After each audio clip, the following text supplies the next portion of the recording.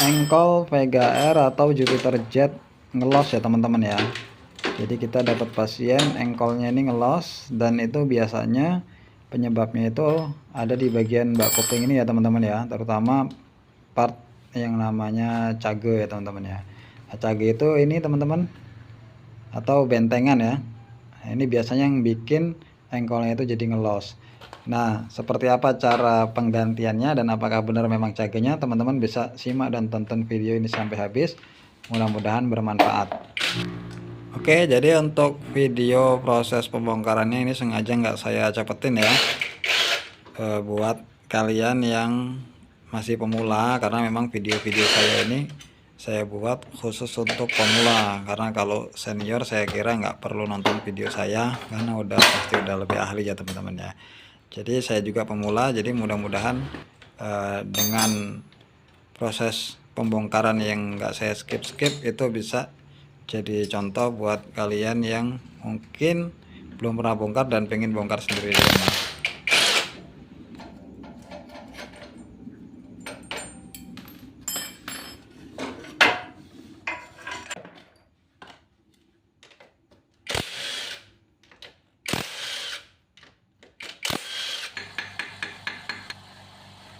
Oke, setelah bak kopling terbuka ya, langsung aja kita bongkar bagian rumah koplingnya. Kita buka dulu baut-baut penahan per koplingnya, karena memang posisi caganya itu teman-teman ya ada di bagian mangkok rumah prodogandanya.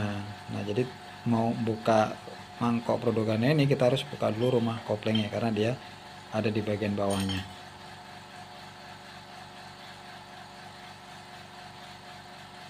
Nah, jadi sembari kita bongkar, jangan lupa sekalian kita cek kondisi plat kopling dan produk koplingnya ya.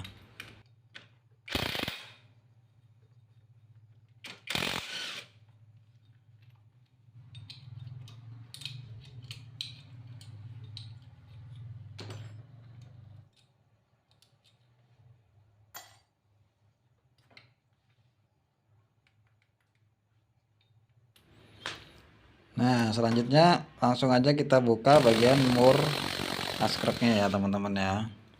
Ini mur yang menjadi pengikat rumah prodogandanya. Kita buka lonceng prodogandanya. Nah, jadi posisi cage itu ada di bagian sini teman-teman, di bawahnya ini. Nah, ini yang sering kali bikin engkolnya itu ngelos. Dia bisa jadi karena pelornya yang udah aus, atau bisa juga bos tengahnya itu yang aus. Makanya untuk mengatasinya kita harus ganti bos sama pelor-pelornya. Dan memang jualannya juga sepaket dia, antara bentengan isi bentengan itu ada pelor dan bosnya, berikut ada pernya juga itu. Jadi bisa langsung diganti semuanya. Nah, kalau sudah dibersihkan, selanjutnya kita bisa langsung aja ganti bentengannya dengan yang baru ya. Cage atau bentengannya bisa langsung kita ganti dengan yang baru. Nah, untuk proses pemasangannya teman-teman bisa ikutin aja seperti yang ada di video ya. Jadi ini ada pelornya, terus ada per kecilnya itu ada 3 biasanya. Oke, langsung kita pasang aja. Nah, untuk pemasangannya supaya nggak kebalik, teman-teman bisa perhatikan cowakan bagian penahan pernya ya. Jadi kalau kebalik, pernya ini nggak bisa dipasang ya teman-teman ya. Makanya untuk patokannya bisa ngikutin bagian pernya ini gitu, seperti yang di video ini ya. Nah, nanti posisi per tuh kayak gini teman-teman. Nah, jadi dia tuh ketekan kayak gitu nanti. Kalau kebalik, dia nggak ada tahanan, sehingga nggak mungkin gitu. Jadi yang jadi patokan itu posisi per penekannya itu. Nah, biar lebih jelas langsung aja kita coba pasang. Nanti kalian bisa coba perhatikan dan cocokkan. Dan jangan lupa ya, di bagian dalamnya ini ada ringnya ya. Ini kalau lupa ketinggalan nanti dia. Jadi dalamnya ada ringnya sebagai bantalan dari cagenya. Oke, Oke, langsung kita pasang. Nah, kira-kira kayak gini ya. Ini sebelum dipasang pernya ini.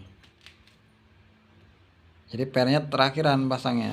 Setelah pelornya dan bosnya tadi terpasang, baru kita pasang pernya satu persatu. Nah, jadi ini tuh saya zoom ya, mudah-mudahan nggak pecah gambarnya, biar kalian lebih jelas kelihatan ya.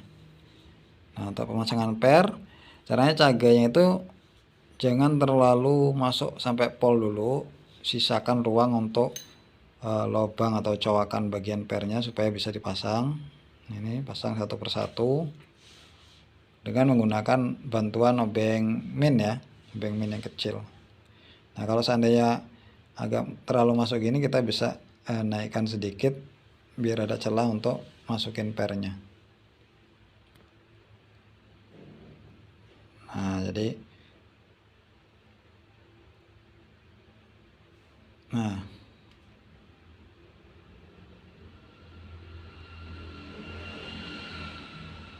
nah nanti kalau udah terpasang semua, baru caganya itu kita tekan biar masuk semua, masuk seutuhnya ya.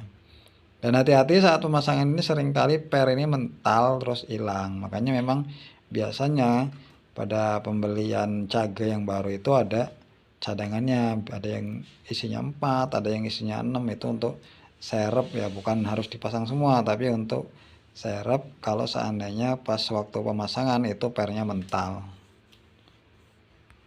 Oke, kalau sudah, langsung kita pastikan ya. Untuk ini kan cagai ini nama lainnya one way ya teman-teman. Jadi dia tuh bisa muter searah gitu. Kalau dibalik dia nyangkut, kalau di arah sebaliknya dia bisa muter.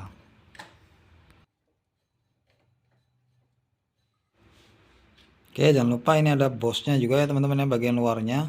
Jangan sampai ketinggalan, tapi kayaknya sih nggak mungkin ketinggalan ya, karena kalau ketinggalan dia kelihatan bolong atau kopong ya.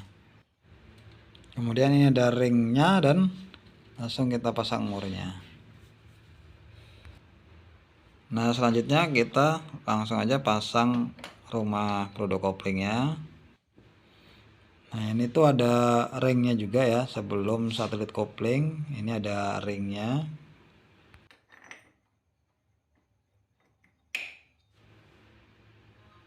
Nah, terus ini ada ringnya lagi ya teman-teman ya, spacer ya.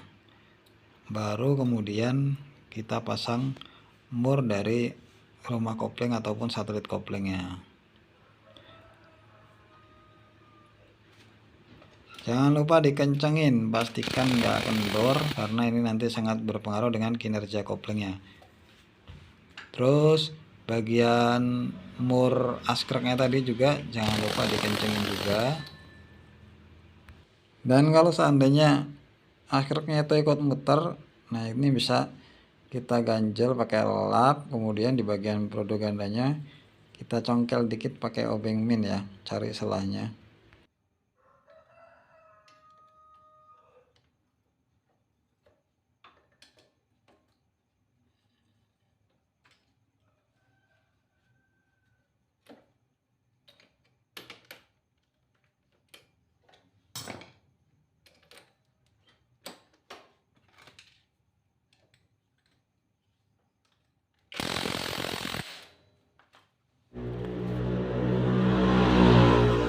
Nah, ini kira-kira aja ya.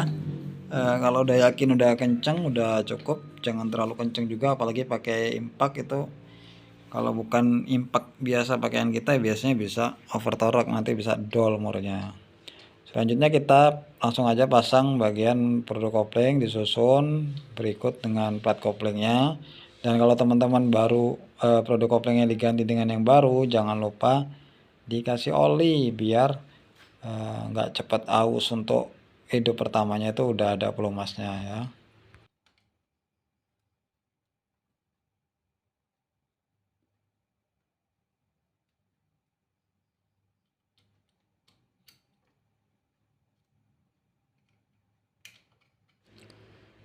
Oke, kalau sudah, ini ada tutup satelit koplingnya ya. Nah, ini kan ada suri-surinya ya teman-teman ya, jadi ini tuh ada topnya.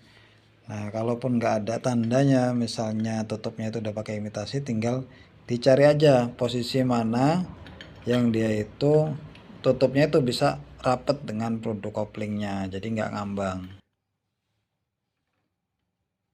Nah, kalau udah ketemu posisi yang pas, dia itu rapet ya, ini bisa langsung, jangan lupa kita pasang stud koplingnya. Nah, ini stud kopling ini ada kelahar bambunya ya teman-teman ya, jadi susunannya itu biasanya ring dulu, kemudian kelahar bambu, terus ring. Jadi kelahar bambunya itu di tengah-tengah. Tapi kalaupun dia cuman satu ya teman-teman bisa taruh di bagian atasnya atau di bagian bawahnya ring, salah satu aja.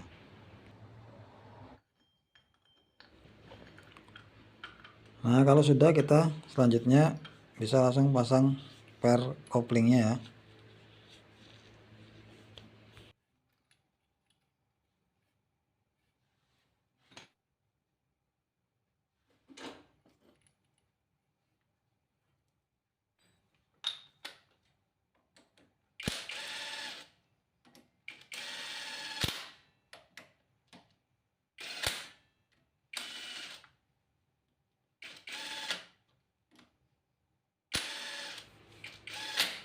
Dan kalau sudah, tinggal kita pasang bagian bak koplingnya. Jangan lupa kalau seandainya perpaknya putus atau sobek, harus diganti dengan yang baru. Dan sisa-sisa yang lama itu dibersihkan dulu ya, biar nanti nggak ada rembes atau kebocoran oli.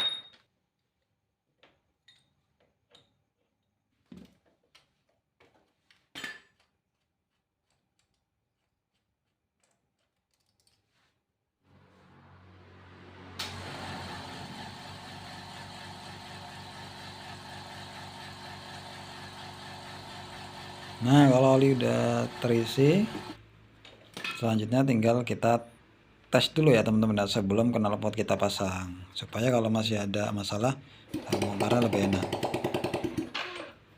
Nah, ini teman-teman bisa lihat engkolnya sekarang udah enak, dan artinya emang masalahnya ada di caget tadi. Oke, semoga bermanfaat.